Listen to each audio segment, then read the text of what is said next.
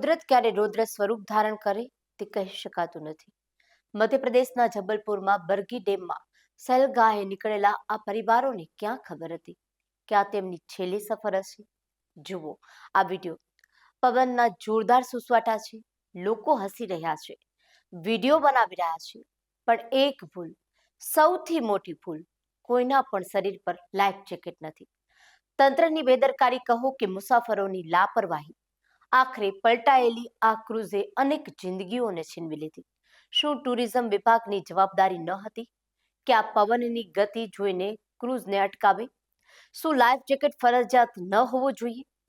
જ્યારે હોડી ડૂબવા લાગી ત્યારે ચીસાચીસ અને ભયના એ દ્રશ્યોએ સાબિત કર્યું કે સુરક્ષાના અભાવે આ મૃત્યુનો પ્રવાસ બની ગયો હતો.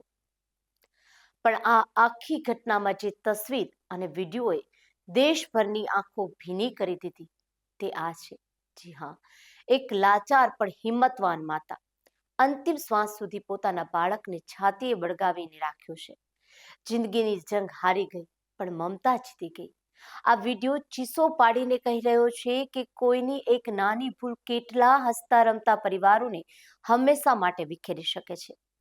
મિત્રો, આ ઘટનામાં માત્ર સમાચાર નથી પણ એક કડવો પાઠ છે. જ્યારે પણ જળાશયોમાં સહેલગાહે જાઓ ત્યારે સુરક્ષા સાથે બાંધછોડ ન કરો.